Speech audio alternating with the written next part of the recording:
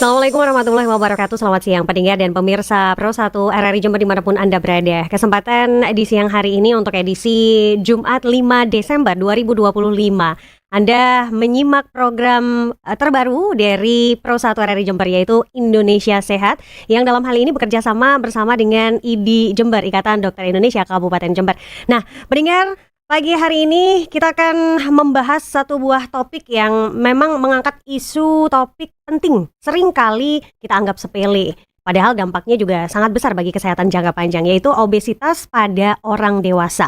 Obesitas ini bukan sekedar soal berat badan pendengar, tapi lebih dari itu, sebuah kondisi medis yang bisa memicu banyak penyakit serius seperti diabetes, kemudian hipertensi, penyakit jantung, stroke, kemudian gangguan sendi dan masalah pernafasan, atau mungkin bisa dampak yang lain terhadap kesehatan kita. Untuk membahasnya lebih dalam, sudah hadir bersama dengan saya pada kesempatan siang hari ini di studio Pro 1 RRI Jember, narasumber yang sudah tidak asing lagi begitu ya. Ini sudah hadir Dr. Astu Anindya Jati, spesialis penyakit dalam.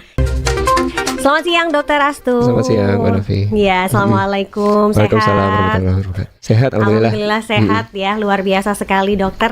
Baik, dokter, kita akan membahas topik yang memang menjadi isu yang sering sekali disepelekan ya, terkait berat badan yang ujung-ujungnya obesitas begitu ya, berlebih, kemudian obesitas pada khususnya orang dewasa begitu ya dok ya. Nah dok, banyak orang mengira obesitas itu hanya karena makan terlalu banyak begitu ya, makan terlalu banyak. Tapi sebelum kita mungkin menuju ke detail apa sih sebenarnya obesitas ini, di lapangan sendiri dokter, untuk membuka perbincangan kita hari ini, bisa dijelaskan terlebih dahulu apa yang dimaksud dengan obesitas, bagaimana dokter menentukan apakah seseorang itu bisa masuk dalam kategori obesitas. Silakan dokter. Baik, terima kasih atas kesempatannya. Jadi gini, obesitas itu untuk gampangnya itu ya adalah penumpukan jaringan lemak yang berlebih. Jadi ibarat di bank gitu ya, kita saldo lemaknya itu berlebih banyak gitu di dalam tubuh. Jadi obesitas ini memang tidak hanya masalah estetika, Novi, tapi juga sudah jadi masalah global yang kompleks, kemudian banyak komplikasi, banyak masalah kesehatan, dan yang sering kali terjadi itu obesitas menjadi stigma, menjadi stereotip yang negatif. Jadi kesannya orang yang obesitas pemalas, tidak disiplin, kemudian rentan. Lalu rentan perundungan juga, ada fat shaming juga namanya. Fat shaming. Jadi yang obesitas ini makin cemas, makin depresi gitu ya. Ada semacam tekanan. Ada tekanan. Ada data yang menarik Mbak Novi ya. Dari di dunia ini sudah tahun 2022 data WHO itu sudah ada 2,5 miliar secara global ya. Dan itu tahun 2030 itu prevalensinya, komposisinya tuh hampir 50% diramalkan. Jadi 1 dari 2 orang itu obesitas ya. Di Asia Tenggara sendiri sudah hampir 25%, 21,8% gitu ya. Terus di Indonesia gimana? Ini data 2020 itu sudah hampir sepertiga populasi. Iya, sepertiga populasi. Dan 40% itu ada yang namanya obesitas sentral gitu ya. Tapi sebelum ke sana, saya jelaskan dulu ya obesitas itu apa ya. Jadi obesitas tadi selain penumpukan jaringan lemak, itu bisa didiagnosis dari kita menghitung indeks massa tubuh. Gimana rumusnya? Yaitu berat badan dibagi tinggi badan kuadrat. Tinggi badannya itu dalam meter. Lalu nanti ada angkanya nanti. Ketika angkanya sudah di atas 25, kita bagi tadi ya rumusnya. Di atas 25 itu sudah kriteria overweight. Terus kemudian sudah 30 itu udah obesitas grade 1. 35 obesitas grade 2. Kemudian ada kalau udah di atas 40 itu obesitas grade 3 gitu ya. Itu yang pertama dari kita menghitung rumus tadi. Kemudian ada lagi yang namanya obesitas sentral. Jadi distribusinya lemaknya itu hanya di perut-perut buncit. Itu perut buncit itu kita ukur dengan meteran. Jadi kalau laki-laki itu di atas 90 cm. Kalau perempuan itu di atas 80. Itu yang paling dasar ya, yang paling bisa kita hitung sendiri ya di dalam rumah atau di masyarakat umum gitu. Untuk pencegahan lah ya, jadi boleh dicek aja dulu sekarang ini, tapi nggak perlu sampai kayak tekanan. Ini apa istilahnya, adalah mencegah lebih baik daripada mengobati. Tapi kalau dikasih tahu gini, terus jadi kayak insecure dan lain sebagainya, ya nggak masuk ke ranah kita ya. Maksudnya adalah mencegah bagaimana mencari solusi terbaiknya, mungkin seperti itu ya dok. Di rumah bisa dicek lagi lemak perutnya, mungkin bisa dilihat. Kalau sekarang ini kan banyak yang dilihat ada yang sampai muncul stigma, biasanya bapak-bapak yang bahagia dengan istrinya itu yang perutnya buncit, sampai ada gitu ya istilahnya seperti itu. Saya sering dengar soalnya, Dok. Padahal ini ada masalah yang mungkin juga bisa ditelusuri begitu ya, Dok, ya, supaya tidak menjadi masalah serius nantinya. Oke, itu adalah pengertian dasar tentang obesitas begitu, yang mungkin sering sekali kita sepelekan, sering sekali kita anggap remeh-temeh, tapi akhir-akhirnya justru kita terbebani dengan stigma-stigma di luaran sana, dengan bahkan juga tadi disebutkan ada istilah fat shaming ya kan, bullying di luar sana yang justru akhirnya bukan hanya menyerang fisik kita tapi juga mental, mungkin begitu ya, Dok, ya. Oke, dokter, banyak orang mengira juga obesitas itu karena terlalu makan banyak, seperti saya singgung tadi di awal. Sebenarnya apa sih faktor utama atau mungkin faktor-faktor ya penyebab obesitas ini pada orang dewasa? Jadi ada gini, ada yang namanya nature, ada yang nurture ya. Jadi nature itu ada faktor genetik ya. Jadi nggak hanya murni pola makan aja. Jadi yang pertama nature itu ada beberapa jenis ya.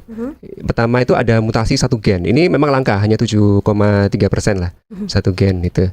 Terus ada yang namanya beberapa sindroma. Sindroma itu adalah kumpulan beberapa gejala. Ini penyakit juga. Seperti ada namanya Prader-Willi syndrome, Alstom syndrome. Terus kemudian yang paling banyak itu kombinasi beberapa gen, namanya poligenik. Jadi ada variasi 941 macam gen. Gen ini fungsinya apa? Dia fungsinya untuk pertama pengaturan makanan dia. Kemudian bagaimana dia mengatur energi, atau namanya homeostasis energi. Kemudian ini juga mengatur nih distribusi lemaknya di mana, di lemak, di perut atau di otot, itu ada gennya sendiri gitu. Terus kemudian ada orang yang memang dia metabolismenya cepat, fast metabolizer, itu juga pengaruh genetik juga. Ada yang slow gitu. Itu yang pertama. Yang kedua itu ada gangguan hormon tiroid. Jadi yang hipotiroid, yang kadarnya rendah itu juga bisa untuk sebagai faktor risiko untuk obesitas. Terus kemudian orang yang memakai obat-obatan tertentu seperti autoimun misalnya, itu memakai obat namanya steroid. Itu efeknya dia merangsang nafsu makan, Mbak. Jadi banyak itu makannya dia, ya. Kemudian obat KB hormonal, KB suntik, KB pil itu ya. Itu juga bisa peningkatan nafsu makan, metabolismenya kemudian terganggu, terus mengaruh ke distribusi dari sel lemaknya gini. Terus di penelitian itu ada etnis yang memang banyak ya, mungkin jangan singgung ya. Ada 3 etnis yang paling tinggi menurut penelitian, itu ada Aceh, etnis Betawi, kemudian Manado. Kemudian tadi yang faktor genetik ya, yang tentu saja tidak kita bisa kendalikan. Terus kemudian ada faktor lingkungan, yang namanya ini istilahnya ada sendiri, namanya obesogenik. Jadi yang pertama itu makanan ya. Jadi makanan itu makanan yang terlalu banyak diolah atau namanya ultra processed food. Terus yang kemudian tinggi natrium, kemudian tinggi asam lemaknya, jenuh gitu ya. Kemudian rendahnya aktivitas fisik. Jadi tahun 2018 itu kita disurvei sekitar 21-47% itu kita kurang gerak. Makanya sempat ke Menkes waktu kapan itu slogannya itu bergerak gitu. Kita harus mulai bergerak, aktivitas fisik. Itu yang kedua. Yang ketiga itu tidurnya kita kurang, Mbak. Kurang di bawah 5 jam. Jadi ukurannya 5 jam ya. Cuma 4 jam, 3 jam. Justru orang-orang yang kurang tidur ini, iramanya tidur kan terganggu. Ada hormon yang namanya grelin itu meningkat. Jadi makan aja dia, nafsu makannya besar. Orang yang kurang tidur ini suka begadang. Apalagi begadang kan makin malam makin enak aja gitu ya, Dok. Apalagi nyemilnya yang kayak dokter bilang tadi UPF kan. Betul. Maksudnya nggak mengeluarkan energi untuk memasak dulu dan lain sebagainya, tinggal ambil di kulkas, di microwave, jadi istilahnya gitu ya, Dok. Cari yang instan. Nah, itu pokoknya dia kenyang gitu. Gitu. Terus kemudian overeating tadi ya, banyak makan gitu. Terus rokok, Mbak. Rokok itu memang ya berat badan memang kadang ada yang kurus ya, tapi dia obesitasnya sentral. Lemaknya ngumpul tuh di perut gitu. Terus ada faktor risiko obesitas dari anak. Jadi orang yang obesitas dari anak 55%-nya akan obesitas pada remaja. Kemudian 80% remaja yang obesitas dia akan jadi obesitas juga pada saat dewasa gitu. Ada faktor kemungkinan besar ya, Dok. Betul. Kalau dari kecilnya udah overweight kata Bapak, nanti gedenya bakalan juga keterusan begitu ya. Tapi bisa diantisipasi nggak? Ya, mestinya dari anak-anak. Jadi mulai diatur itu makanan dari anak-anak gitu. Kemudian faktor lagi itu ini infrastruktur kota. Jadi seperti di negara-negara maju ya, kita lihat di Jepang atau di Singapura itu kan masyarakat senang berjalan ya. Jadi dia ke subway atau apa gitu, masyarakat dipaksa untuk berjalan. Kemudian dia pedestriannya enak banget itu dia buat jalan gitu. Jadi mau nggak mau dia aktivitas gitu. Terus ya beberapa kebijakan lain lah, misalnya pajak makanan manis dan lain-lain. Itu beberapa faktor risikonya tadi. Yang bisa mempengaruhi obesitasnya cepat Iya. ke kita gitu ya. Betul. Jadi ada genetik, ada lingkungan gitu ya. Lingkungan yang mungkin bisa kita ubah, kalau genetik sudah dari sononya gitu.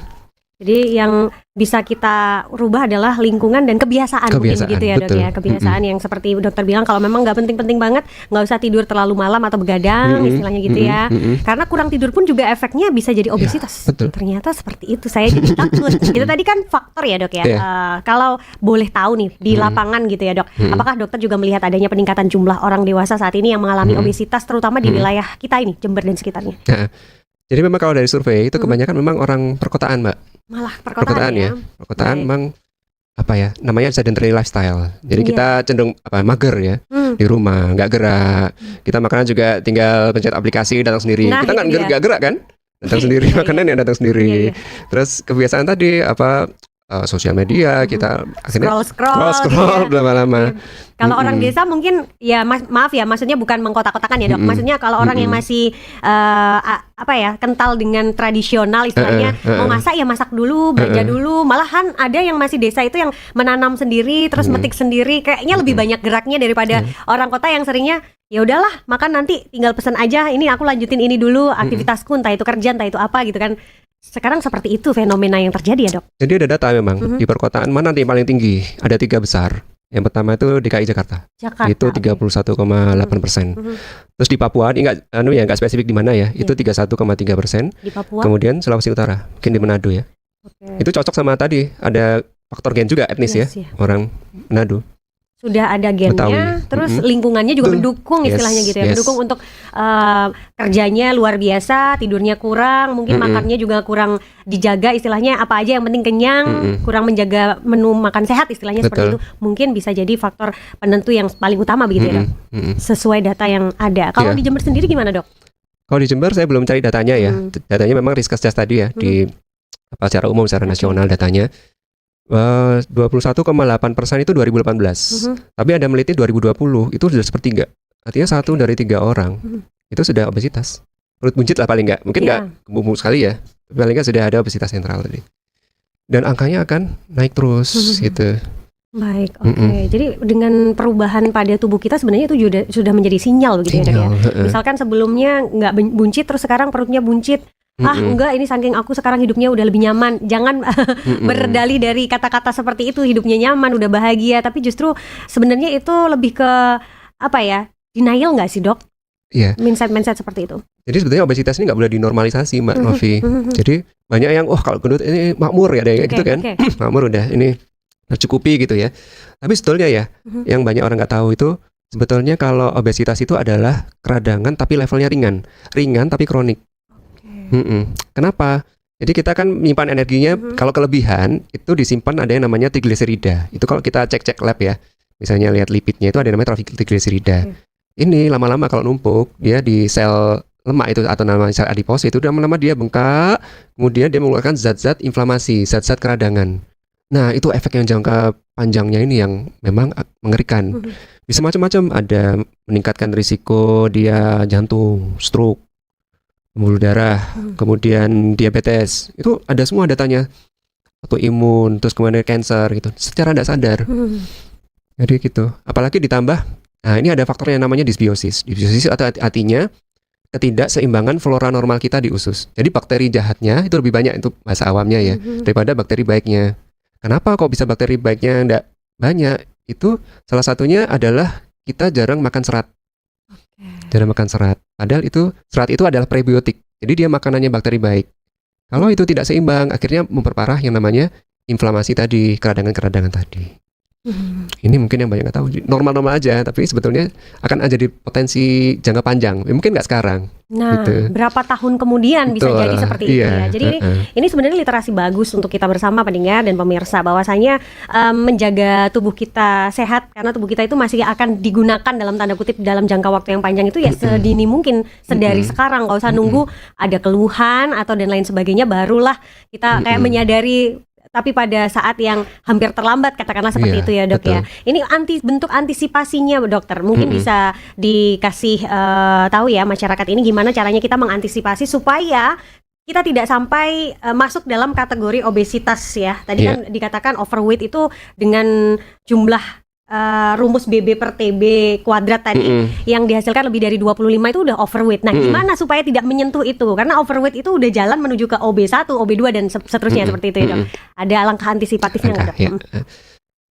Jadi gini, ada terapi yang memang dia sudah obesitas, ada yang memang belum. Tapi sebetulnya untuk preventif atau terapi sebenarnya hampir sama ya. Jadi ada yang namanya terapi non farmakologis, artinya tidak pakai obat, dia mengubah lifestyle aja. Kemudian ada yang namanya farmakologis pakai obat. Ini yang mungkin sudah obesitas ya. Terus ada yang namanya intervensi, operasi pengecilan lambung itu ya. Kalau yang masih belum obesitas, pencegahannya yang pertama adalah dari dietnya.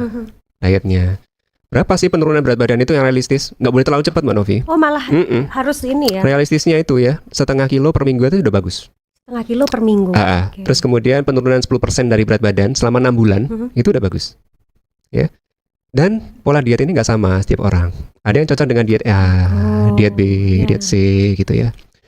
Terus ada yang namanya pernah dengar mindful eating, Mbak Novi? Kurang paham dok. Jadi mindful eating itu kita menikmati makan. Jadi kita makan, konsentrasi ke makannya.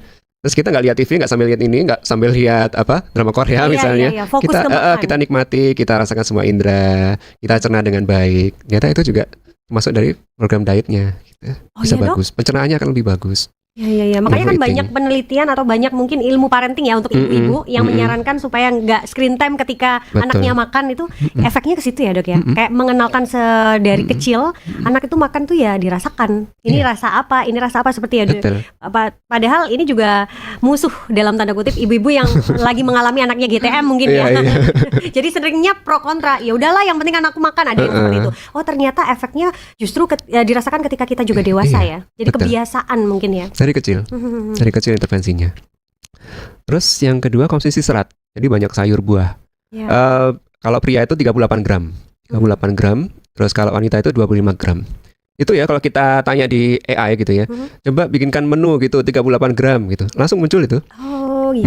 Nanti misalnya kamu nanti pagi itu apel. Terus ada pakai pir, brokoli, nanti siang sekian apa itu. Karena ini luar biasa ya, jadi bisa kita gunakan. Teknologi udah bisa kita manfaatkan sebaik mungkin, tinggal gimana kita melakukannya ya mempraktekkannya gitu ya dok. Udah tahu jurusnya, udah tahu resepnya dari AI, tapi kalau nggak dilakuin ya sama aja gitu kan istilahnya. Oh ternyata bisa ya dok. Bisa. Terus kalau pengen manis itu dari buah paling bagus. Manis dari buah, jadi kurma gitu dok. Buah-buah segar ya. Buah segar. Dan sebaiknya supaya tidak kehilangan seratnya, tidak di jus. Bagusan langsung ya dok? Langsung, karena masih mengandung seratnya. Terus waktu kita makan itu bercampur dengan enzim-enzim yang di lidah gitu. Baik. Dari sini nih banyak pelajaran yang kita dapatkan nih. Insyaallah. Apalagi tuh dok, apalagi dok? Jadi diet itu kan macam-macam ya mbak ya. Ada diet yang dia nekan banget kalorinya. Ada yang lemah, ada yang namanya Mediterranean diet, diet Timur Tengah. Jadi dia lebih ke masakan nabati dia. Terus minyaknya pakai minyak zaitun, minyak canola, bukan minyak goreng biasa gitu. Minum airnya banyak gitu. Dan penelitian ini yang hit ya, maksudnya yang saya kira lumayan menurunkan berat badan itu yang diet Mediterranean ini. Beratnya bisa sampai 4,1 kilo sampai 10 kilo dalam 6 bulan dalam penelitian. Kalau di lab juga bagus dia, memperbaiki profil lipid, gulanya bagus gitu ya. Ada yang lain-lain juga, misalnya diet DASH itu untuk darah tinggi.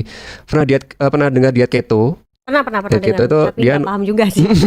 Diet keto itu nama lainnya diet Atkins. Jadi dia mendorong namanya ketosis. Jadi karena gulanya ditekan banget, dia makan hanya 20 sampai 25 gram per hari. Jadi dia proteinnya yang digenjot. Itu lumayan, bisa 6,8 kilo per 360. Gula itu pengaruh juga ya dok terhadap berat badan? Betul, gula tambahan ya, bukan gula alami. Kalau buah kan gula alami. Kayak sukrosa ya istilahnya. Tapi kalau diet keto itu dia hitung juga itu gula buah. Jadi dihitung, dia ngitung kalorinya berapa ketat sekali. Jadi hampir semua kayak ujian ya. Ngitung-ngitung juga. Nah satu lagi yang lagi ngetren juga itu namanya intermittent fasting. Ini sering muncul di telinga saya karena orang-orang terdekat saya kayaknya ada beberapa yang juga menjalani itu puasa itu ya dok ya. Puasa. Jadi macam-macam dia metodenya. Ada yang 16-8. Jadi 16 jam dia puasa, 8 jam dia makan. Ini mirip apa coba? Mirip apa dok? Mirip puasa kan? Iya. Bisa puasa Ramadan itu Iya. kan juga gitu. Sekitar 14 jam kali enggak ke sini. Iya betul. Jadi 16 jam dia puasa enggak, maka tapi dia masih bisa minum. Minum atau kopi yang tanpa gula gitu dia masih bisa. Jadi ada jendela buka, jendela tutup istilahnya Betul, gitu ya dok ya. betul. Aku kalau ini paham banget dok, soalnya kayaknya sering banget denger gitu loh, lagi ngetren kan. Betul. Kayaknya ada selebgram yang ini ikutan, banyak pengikutnya dan lain sebagainya. Itu juga bagus ya dok untuk Bagus. menurunkan. Jadi penelitian itu memicu yang namanya autofagi. Autofagi itu dia dalam keadaan hunger, lapar, itu sel-sel itu seperti bersih-bersih dia. Saya cleaning dia sel-sel yang rusak itu dia ganti gitu. Oh itu sesuai Betul. data penelitian seperti itu ya, betul? Iya, memperbaiki insulinnya juga. Keren ya. Keren ya. Keren. Sebenarnya tubuh kita itu sebenarnya udah didesain sebagus mungkin, Betul. sehebat mungkin ya. Jadi tinggal bagaimana kita memanfaatkannya dengan baik gitu ya. Iya. Tinggal pilih aja. Karena seperti yang Dokter Astu tadi juga sempat bilang di awal, masing-masing diet itu misalkan cocok sama orang A belum tentu cocok dengan orang B. Jadi sesuaikan dengan apa yang memang menjadi kebutuhan tubuh kita, begitu ya, Dok? Iya, yang perlu hati-hati juga yang intermittent fasting ini, hati-hati pada penyakit diabetes yang dia gula darahnya masih naik turun. Kalau udah stabil sih nggak apa-apa. Oh gitu, karena apa, Dok? Karena cenderung nanti gulanya rendah karena posisinya lama. Oh iya. Sedangkan dia kadang-kadang kan minum obat penurun gula darah, kadang pakai insulin. Nah ini warning nih, mungkin nggak cocok untuk orang diabetes. Iya, Gitu. jadi perlu diperhatikan lagi ya. Syarat dan ketentuannya berlaku. Iya siap-siap dok. Jadi maksudnya kalau orang yang diabetes istilahnya gula darahnya masih naik turun itu, kalau terlalu turun sampai anjlok juga nggak baik gitu ya dok? Ada yang sampai koma. Nah itu. Kalau terlalu rendah dia nggak sadar gitu. Tapi begitu dikasih gula bangun ya. Begitu Udah, ya. itu Mungkin bisa kasusnya. di-mix sama pengetahuan dari keto ya. Maksudnya dicek juga ketika mau IF.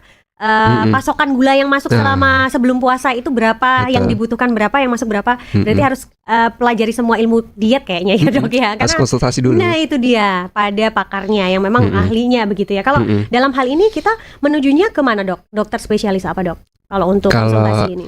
Jadi kita kalau menangani obesitas ini kita nggak bisa sendiri mbak. Jadi iya. ada dokter penyakit dalam, terus kemudian ada namanya kok beberapa yang mungkin di Jember belum ada, spesialis gizi klinik. Oke. Jadi dokternya dia ngambil nutrisi gitu. Kalau nggak ada bisa ke ahli gizi nutrisionis gitu. Nutrisionisnya juga di data itu juga kurang. Jadi tidak setiap puskesmas ada nutrisionis gitu. Itu. Terus kemudian ada psikolog klinis juga perlu mbak. Oh iya. Kenapa kok perlu? Kenapa itu dok? Karena kalau kita mau komitmen dengan hidup sehat, itu perlu konsistensi kan. Betul. Kan kadang-kadang orang dengan obesitas ada gangguan, ada kecemasan, ada gangguan hubungan dengan makanan, ada yang dia kadang trauma juga gitu ya. overeating karena trauma, kompensasi. Itu harus cari juga Solusinya. Bagaimana ya. Jadi komprehensif. Jadi sifatnya kita obesitas nggak bisa kita kasih resep ya sudah nggak, tapi istilahnya coaching, mentoring kita kawal gitu. Kawal. Baik. Jadi itu tadi yang disebutkan Dokter Astu, dokter-dokter spesialis yang bisa ditemui dalam rangka pencegahan. Nah, kalau tidak segera dicegah, ketemunya sama dokter spesialis penyakit dalam. Iya kan dok, gitu ya dok ya, ketemunya sama Dokter Astu. Kenapa kok dokter spesialis penyakit dalam kok temanya tentang obesitas? Karena nantinya efek jangka pendek maupun panjangnya ya ke penyakit-penyakit kronis, begitukah dok? Ya, salah satunya itu adalah diabetes. Jadi ada, bentar ya, saya ada data ini. Jadi orang dengan obesitas itu kemungkinannya 3,5 sampai 4,5 kali untuk menjadi diabetes. Masa obesitas ya? Obesitas kemungkinan akan lebih tinggi.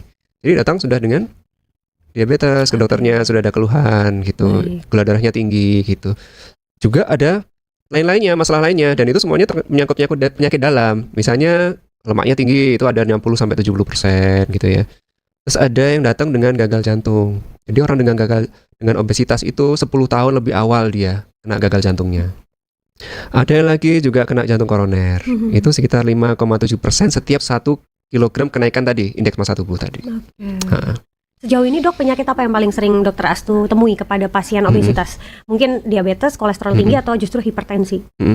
Jadi yang paling sering itu ada yang namanya sindrom metabolik Mbak Novi. Jadi penyakitnya nggak cuma satu. Oh, jadi dia gitu ya? ada obesitas, ada hipertensi, ada jadi paket ya. Ada diabetes, lemaknya juga terganggu. Jadi nggak satu, makanya kadang-kadang berarti banyak tuh. Ada untuk diabetesnya berapa macam, untuk hipertensinya berapa macam gitu. Terlambat kadang-kadang. Nah itu dia. Makanya ini dengan adanya Dokter Astu ngasih literasi semacam ini, kalau bisa jangan sampai tahunya itu udah kayak faktor risiko yang udah berat gitu ya. Kalau bisa meminimalisir itu. Betul. Gitu ya, pencegahannya seperti itu ya dok ya. Soalnya kebanyakan ya datang itu kalau sudah ada keluhan aja. Nah, kadang nggak disadari ya dok Nggak ya. disadari. Maksudnya kayak alarm-alarm awal tubuhnya itu nggak dirasa, Dibiarin aja. dibiarin. Ketika kerasa ternyata udah faktor resiko yang komplikasi seperti yang dokter bilang seperti itu. Jadi kalau orang diabetes itu, begitu dia didiagnosis gulanya tinggi, itu fungsi pankreasnya udah tinggal 50% sebetulnya. Udah tinggal separuh ya Udah dok. tinggal separuh. Itu kebanyakan pasiennya dokter yang mengalami hal itu usia-usia berapa dok? Ini ada fenomena menarik. Jadi diabetes itu makin muda sekarang. Makin muda ya. Makin muda. Memang sih yang datang ke rumah sakit memang sudah ya sepuh-sepuh ya, di atas 50, 60 yang datang ke kita. Tapi berapa ditemui lebih muda, 30, 40. Karena apa? Pola makan. Pola makan. Dan seringnya kita memang sekarang ini kayak dimanjakan dengan makanan atau minuman yang rasa-rasa itu ya dok ya. Rasa-rasa. Itu yang akhirnya membuat kita rasa-rasa atau mungkin energi untuk nambah energi supaya nggak ngantuk nih minum ini dan lain sebagainya. Itu juga resikonya ke sana ya dok. Jadi cenderung kecanduan gula, sugar addiction namanya. Oke. Kopi-kopi lah misalnya, kopi kasih, kalau nggak kasih gula kan enak. Kopi campur ini ada klipnya, ada ininya. Nah, Itu sekarang berapa makin kalori? ngetren, ayo nongkrong pesennya kopi yang udah manis, masih dikasih krim, masih dikasih gitu ya dok ya. Iya, kopi apa viral ya, kopi ini, kopi cantik. Iya, idealnya kalau gitu tuh sebenarnya bukan nggak boleh ya dok, tapi dibatasi gitu nggak sih dok? Iya, jadi kalau sebetulnya ya ini sebetulnya ini juga masalah selera sih. Sebetulnya yang bagus itu kopi hitam. Kopi hitam yang Kopi hitam tanpa gula. Oke. Tanpa gula tambahan gula buatan juga. Oke. Jadi yang Pure. benar-benar kopi murni hitam ya. Dan moderasi, artinya memang nggak boleh terlalu banyak juga. Batasnya 2 cangkir kopi hitam. Sehari, 2 cangkir Jadi sehari. americano atau apa gitu. Bebas ya Arabica, Americano Boleh. boleh. Yang penting itu tadi konsumsi gulanya biar nggak. Gulanya yang jahat, bukan kopinya. Iya, oke. Sampai sini paham deh. Iya. Sampai sini paham. Dan bahkan tadi disebutkan pasiennya Dokter Astu itu sekarang ini makin muda, usia 30 itu kan Ada. istilahnya masih usia-usia produktif ya, Dok. Tapi ternyata udah kena diabetes. Betul. Dan ada yang sampai gagal ginjal. Ada juga. Larinya ke situ juga ya, Dok ya. Gagal ginjal kan 2 penyebab utamanya. Apa tuh, Dok? Jadi hipertensi, darah tinggi, sama kencing manis yang nggak terkontrol. Oke. Itu udah sampai suntik insulin gitu kah, Dok? Kalau Yang maksudnya yang sampai ke resiko gagal Ada. ginjalnya. kalau udah gagal ginjal biasanya diabetesnya justru kelihatan seperti normal. Karena insulinnya nggak bisa dikeluarkan lewat ginjal. Jadi dia gulanya justru lebih rendah. Tapi sebelumnya dia tinggi, kena ginjal seolah-olah normal. Tapi ginjalnya udah nggak bisa berfungsi. bekerja. Ya. Oke, tuh kan benar. Kemana-mana ya. Kemana-mana akhirnya kan gara-gara si lemak ini tadi gitu ya dok ya, lemak yang nggak bisa dikontrol. Akhirnya ke organ-organ vital yang ada di dalam tubuh kita begitu ya. Selain dampak fisik, apakah obesitas ini juga seringnya di pasiennya dokter ini nyerang ke kesehatan mental dan juga kualitas hidup seseorang dok? Ini sepengalamannya dokter menangani pasien-pasien dok. Iya. Sebenarnya gini, kalau masalah di lapangan itu ya, kalau masalah mental itu kadang nggak mau ngaku pasiennya, dia nggak mau secara terbuka. Baik. Kan masih stigma ya kesehatan mental itu. Iya, betul. Kita arahkan ke psikiatri aja udah tersinggung kadang-kadang, marah. Tapi cara umum ya kalau misalnya literasi bisa ada gangguan ini cemas, depresi, kemudian tadi overeating karena tadi kan gangguan jiwa secara besar karena itu kan. Kalau nggak cemas ya depresi tadi, gitu. Tapi untuk kita melihat secara di luar secara kasat mata, kadang harus digali lebih lanjut. Itu susah untuk ini ya kita ini kan. Baik. Jangankan isu-isu soal kesehatan mental yang sering kali bikin jadi lebih menutup diri begitu ya. Dengar kata obesitas, kamu kayaknya obesitas itu aja udah kayak merasa itu dia. Nah, ini kita katakanlah sekarang udah menuju ke taraf obesitas nih, Dok. Ada pasien yang udah obesitas nih. Kalau seseorang udah terlanjur mengalami obesitas nih, langkah pertama yang sebaiknya dilakukan apa, Dok? Jadi kembali tadi kan ada yang non farmakologis tadi ya, mulai dari dietnya disesuaikan, kita ke ahli nutrisi. Terus yang belum kita singgung tadi soal exercise aktivitas fisik. Ya. Jadi ada namanya ada pasien itu gini, Bu olahraga, loh Pak saya sudah ke sawah, sudah ke sini. Nah, sudah cuci, sudah nyapu gitu ya. Nah itu sama nggak sama exercise dok? Jadi itu ada namanya singkatannya NEAT. NEAT, jadi non-exercise activity thermogenesis. Jadi aktivitas fisik itu boleh-boleh aja. Ada jamnya. Jadi paling enggak kita 45 sampai 60 menit. Kalau yang mau weight loss, mau kurang berat badan itu 60 sampai 90 menit per hari gitu. Terus kemudian latihan fisik nih. Latihan fisik ada beberapa macam. Ada yang namanya aerobik. Ini yang populer nih aerobik. Jogging, sepeda, renang, sekarang lari. banyak ya olahraga populer ya. Itu anjurannya 5 kali per minggu. Setiap sesi itu 30 menit. Kalau di total itu 150 sampai 300 menit per minggu. Baik. Terus kemudian ada latihan beban gym. Itu bisa 2 atau 3 kali per minggu. Tapi harus ada jeda istirahatnya. Jadi kalau kita latihan beban itu kan kita merusak otot ya. Merusak otot itu ada jedanya dulu. Terus nanti lagi ada gitu. Ada tiap kelompok otot ada. Lainnya ada misalnya kelenturan seperti yoga. Terus kemudian prinsipnya latihan ini adalah progressive overload. Jadi misalnya kita sudah bisa angkat push up misalnya, gampangnya ya, push up udah bisa 40, kita harus coba lagi nanti 50, meningkat terus gitu ya. Itu yang aktivitas fisik. Kemudian tadi yang mental building, kita ke psikolog klinis untuk tadi mempertahankan motivasi. Kemudian ada obat-obatan yang memang untuk membantu untuk menurunkan berat badan.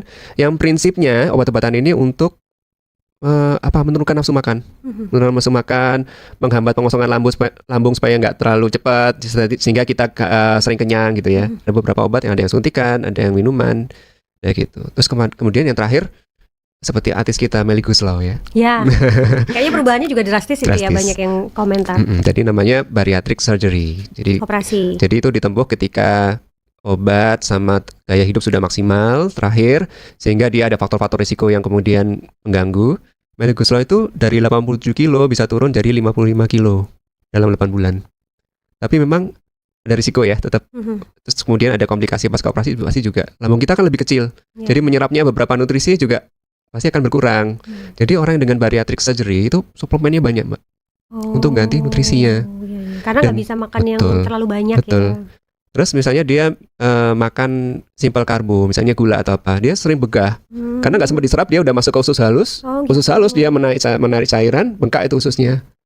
Lebih susah perawatannya dan lebih banyak modalnya ya, Dok. Kelihatannya keren tapi nggak tahu ya kita di dalamnya. Nah, itu bisa dia. jadi ada yang nggak enak. Nah gitu. itu dia. Sebenarnya ya yang kalau kita bisa memahami apa yang dijelaskan oleh dokter dari awal tadi ya, itu tadi bentuk bagaimana mensyukuri, menikmati apa yang kita makan. Ya udah sewajarnya, tapi tetap dalam batasan yang apa ya istilahnya, nggak berlebihan gitu ya, Dok. Dijaga polanya dan lain sebagainya, olahraga seperti itu ya, Dok ya.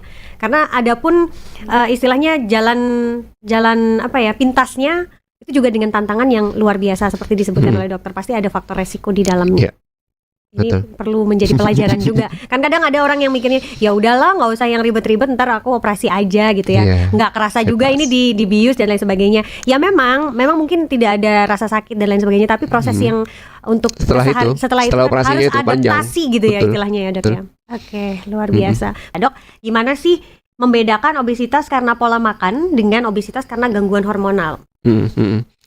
Jadi waktu kita seperti di klinik ya, kita menemui pasien dengan obesitas. Yang paling sering itu misalnya, gini. Hormonal tadi kan misalnya tadi ada hipotiroid ya. Nah, ini hipotiroid itu kadang-kadang susah dideteksi.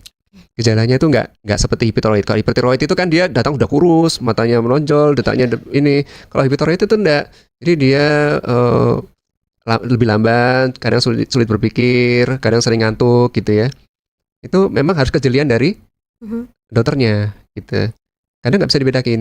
Nah kalau di klinik, misalnya masih someday ya mungkin kita punya klinik obesitas atau klinik obesitas, itu dicek hormonnya, hormon tiroid tadi. Terus ada beberapa, pernah dengar PCOS, Mbak? Ya. PCOS itu bisa gangguan pada wanita ya. Nah itu bisa kita lihat dari USG. Misalnya dilihat nanti kistanya macam-macam, itu berarti kemungkinan memang ada gangguan hormon. Jadi memang ada beberapa set yang direkomendasikan oleh PABDI ini untuk diperiksakan saat dia pertama kali datang ke dokter gitu. Baik. Selain itu, nah kalau kita periksa kan ada yang namanya anamnesis, itu kita tanya ya historinya, gini pola makannya itu dicatat semua. Terus kemudian kita periksa fisiknya, gemuknya, tadi lingkar pinggangnya, terus obesitasnya grade berapa gitu. Terus ada kemudian lab tadi termasuk cek hormon tadi yang kira-kira ini. Terus dilihat juga ini faktor genetiknya, orang tuanya gemuk juga enggak gitu. Pemakaian obat-obatan, jadi detail itu nanti kalau kita ke klinik. Nah itu dia. Ini inti garis besarnya mungkin Mbak Cynthia ya, lebih ke kalau pingin menentukan bagaimana tubuh kita apakah karena hormonal dan enggak, ya pihak medis yang bisa memberikan itu, harus diperiksa. Pihak medis pun enggak asal-asalan ngasih ini hormonal enggak. Ya seperti yang prosedur yang disampaikan oleh Dr. Aslu, pasti ada screening begitu ya, pemeriksaan, bagaimana riwayatnya dan lain sebagainya. Jadi tidak boleh self diagnosis ya. Kan kecanggihan masyarakat kita kebanyakan gitu. Wah, ini aku kayaknya ini deh, ini kayaknya ini deh. Ya memang bekal literasi semacam ini kayak ini kan menambah pengetahuan ya, Dok. Tapi tetap bagaimananya itu jangan asal menentukan sendiri. Karena melihat atau mungkin mendengarkan informasi-informasi. Karena belum tentu juga kalau kita nggak melakukan pemeriksaan. Sama seperti kayak dokter tadi menyampaikan bagus kok, ini diet ini bagus, diet itu bagus. Tapi kalau tanpa pengawasan medis juga kurang bagus ya, Dok ya. Karena itu tadi nggak sesuai dengan apa yang dibutuhkan tubuh masing-masing orang, begitu kan, Dok? Itu tadi saya bilang harus coaching. Jadi nggak nah bisa itu dalam dia. sekali kunjungan masalah selesai. Nah itu dia. Ada pemantauan berkala dari Iya. kita. Gitu. Perlu diiniin dok, ditekankan dok, biar nggak maksudnya, wah ini katanya dokter Astu kemarin ini gini, berarti aku harus gini. Jangan. Maksudnya ini adalah nambahin literasi untuk kita supaya kita lebih membuka mindset kita untuk apa ya, nggak denial terhadap kesehatan tubuh kita, jangka panjangnya seperti apa, begitu ya dok Iya, ya. betul. Perlu diiniin juga, kalau misalkan mau kayak konsultasi sekarang juga lebih dimudahkan sama pemerintah, ya kan, di cover sama asuransi BPJS dan lain sebagainya kan bisa ya dok, kayak semacam coaching atau mungkin konsultasi awal di vaskes pertama dulu. Nanti kalau memang ada urgent kan bisa dirujuk ya dok, gitu ya dok. Prosesnya, prosedurnya. Bagus lagi kalau misalnya di puskesmas atau vaskesnya itu ada ahli gizi, Mbak. Nah itu bisa langsung komunikasi ya. Karena beberapa mereka ada yang buka poligisi. Nah, gitu. Jadi kalau kita tadi ukur sendiri, oh ternyata aku udah obesitas nih, itu bisa itu nanti dibantu oleh ahli gizi. Oh penuhnya seperti ini, anjuran paling nggak dari makan lah, dari makan dulu gitu. Baik, jadi mulai untuk membangun mindset pola hidup sehat, lebih baik lagi atas rekomendasi dari ahlinya, begitu ya dok ya. Jadi tidak sekedar menurunkan berat badan, tidak sekedar estetik aja, tapi gimana kita bisa sehat seterusnya. Baik, oke, betul. Ada satu pertanyaan lagi dok, mumpung masih ada kesempatan untuk orang yang berat badannya naik setelah usia 40 tahun dok, apakah ada pendekatan khusus yang harus dilakukan? Sebetulnya kalau dari umur, dari pendekatan yang di ini tidak melihat umur sih. Cuman kita nanti memilih dari mungkin metode exercise-nya misalnya ya. Misalnya sudah sepuh, mungkin kita pilihkan mulai dari jalan ringan atau kemudian sepeda atau jogging ringan. Kalau mungkin lebih muda mungkin bisa lebih kompetitif olahraganya dari situ. Kalau dietnya kan case by case ya, kasuistik tadi. Terus kemudian kalau obat-obatan tadi tentu kita harus cek-cek dulu ya untuk lab lengkap dulu. Karena umur 40 tahun biasanya penyakitnya nggak cuma satu. Biasanya sudah mulai ada komplikasi medisnya, misalnya ada diabetes, hipertensi, itu kita harus asesmen dulu gitu. Jadi perbedaannya ketika 40 lebih berisiko daripada yang di bawah 40 gitu. Lebih aware kita untuk ininya. Lebih harus hati-hati, tapi juga tidak menutup kemungkinan yang di bawah 40 itu juga bisa jadi lebih awal begitu ya menyapa kita. Jadi harus disiapkan sedini mungkin ya, bagaimana kita menyiapkan tubuh kita itu biar nggak sampai terjadi hal-hal yang tidak diinginkan seperti yang disampaikan oleh Dokter Astu begitu ya. Dokter, karena kita sudah ada di penghujung acara, mungkin sebagai closing statement ya, ada himbauan untuk masyarakat terkait topik kita obesitas pada orang dewasa yang sebenarnya bukan cuman mengintai orang dewasa begitu ya. Silakan Dok. Jadi obesitasnya makin banyak ya, penanganannya itu perlu holistik, perlu menyeluruh gitu. Jadi teman-teman sekalian mungkin sebisa mungkin hindari stigma ya gitu. Jadi obesitas tadi seperti saya bilang itu adalah sebetulnya masalah kesehatan, ada radang kronis ya, bisa berpotensi komplikasi ke penyakit yang lain. Jadi kita perlu kolaborasi mulai dari dokter, ahli gizi, fisioterapis, ada personal trainer kalau di gym, kemudian psikolog klinis, dan yang pertama kita mau mulai pengobatan, kita perlu komitmen Mbak untuk hidup sehat, komitmen tinggi dari awal usaha, dan itu perlu konsisten gitu ya. Dan sebelum kita pengobatan ke farmakologis, operasi tadi, sebaiknya kita memang mulai dari lifestyle dulu, seperti diet, exercise tadi, perlu dioptimalkan dulu. Itu yang paling aman. Nah, baru setelah itu tidak mampu, mungkin baru kita pendekatan farmakologis. Jadi tidak ada yang nggak mungkin ya, semuanya dari kemauan. Insya Allah kalau kita konsisten, insya Allah berhasil. Insya Allah. Baik. Baik, terima kasih banyak Dokter Astu. Luar biasa sekali ilmunya pada kesempatan siang hari ini. Semoga ini benar-benar menambah banyak sekali ilmu untuk kita bersama, untuk para pendengar dan juga pemirsa di rumah dan dimanapun Anda berada, supaya lebih memperhatikan tubuh kita sedari sekarang. Karena tidak ada kata terlambat dan tidak ada yang tidak mungkin kalau kita mau konsisten dan juga berusaha, begitu ya dokter ya. Sekali lagi terima kasih Dokter Astu Anindya Jati, spesialis penyakit dalam. Semoga sehat terus. Amin. Semoga nanti di lain kesempatan bisa bertemu dengan memberikan ilmu-ilmu yang lainnya. Amin, insyaallah. Semoga nantinya ketemunya itu dalam kondisi yang baik ya. Misalkan konsultasi yang tidak pada titik sudah terlambat seperti yang disayangkan oleh Dokter Astu begitu ya. Inginnya Dokter Astu itu seluruh pasiennya bisa sehat begitu ya dok ya. Terima kasih banyak dokter. Sama-sama. Semoga ini menjadi benar-benar pengingat untuk kita bersama. Hidup sehat dimulai dari jaga pola hidup yang sehat, makan yang sehat, dan dimulai dari sekarang gitu. Baik. 100. Baik. Dan pemirsa mendengar Pro 1 dimanapun Anda berada, berakhir sudah Indonesia Sehat untuk edisi hari ini, Jumat 5 Desember 2025 bersama dengan Dr. Astu Anindya Jati, spesialis penyakit dalam.